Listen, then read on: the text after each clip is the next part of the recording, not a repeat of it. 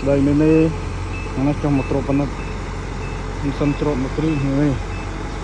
023នៅខ្ចីមែនទេសិនមកខាងមកពុក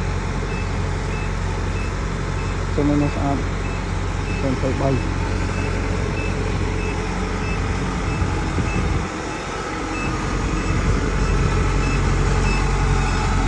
023023 ដល់នេះស្អាតធ្វើតែស្រូវសារប្រាំងចូលទេ